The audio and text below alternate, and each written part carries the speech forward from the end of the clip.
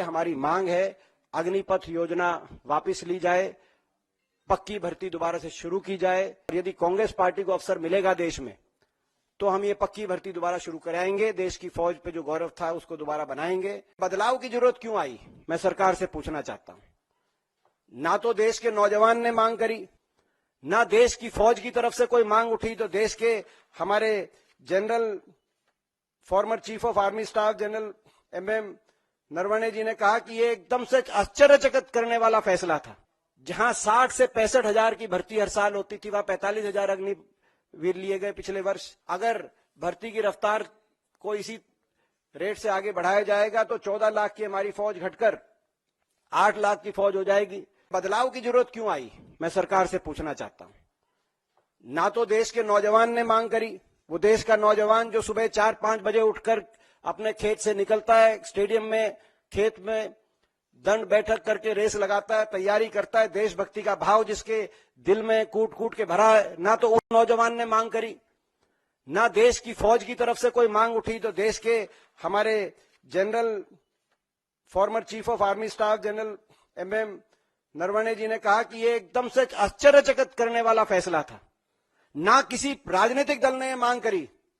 मैं सवाल पूछना चाहता हूं, ना घोषणा पत्र में था किसी राजनीतिक दल के, ना इतने वर्षों में मांग आई कि देश की फौज की चयन प्रक्रिया बदली जाए। जिस फौज पे हमें गर्व था, जिस फौज ने बार बार दुश्मन को का शीर झुकाने का काम किया था, हमेशा हमारे झंडे तिरंगे को ऊंचा रखने का काम किया था, उसकी भर्ती प्रक्रिया बदली जाए। हम सरकार से पूछना चाहते हैं, ये ऐसा फैसला आपने क्यों लिया और इस फैसले के अब दुष्परिणाम देश के सामने आने लगे।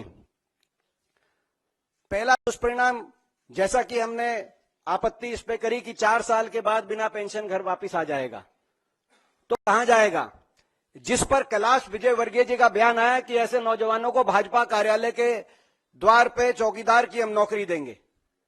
मैं बता देना चाहता हूं भारतीय जनता पार्टी वालों को, ये देशभक्ति का भाव, आप देश की फौज पे राजनीति करना चाहते हैं, लेकिन देश की फौज में जो नौजवान जाता है जिस देशभक्ति के भाव से, वो आपके कार्यालय के बाहर 4 साल के बाद आकर चौकीदार के भाव बनने के भाव से नहीं वो जाता, वो देश के लिए सर्वोच्च निछावर करने की बात का अपने मन में सोच के जाता है।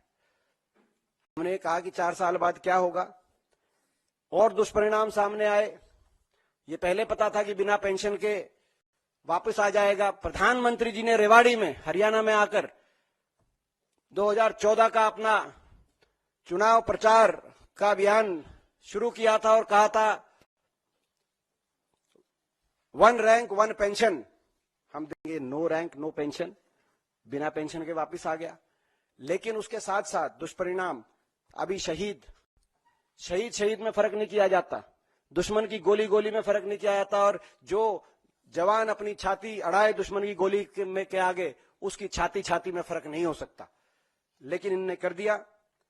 अग्निवीर को शहीद का दर्जा नहीं मिलेगा, पेंशन नहीं मिलेगी जो शहीद होगा अग्निवीर, ग्रेजुएटी नहीं, मेडिकल जो है मेडिकल फैसिलिटीज पे आश्रित पत्नी बच्चे माता पिता को नहीं मिलेगी, कैंटीन फैसिलिटी नहीं मिलेगी, रिटायरमेंट के बाद ग्रेजुएटी नहीं मिलेगी।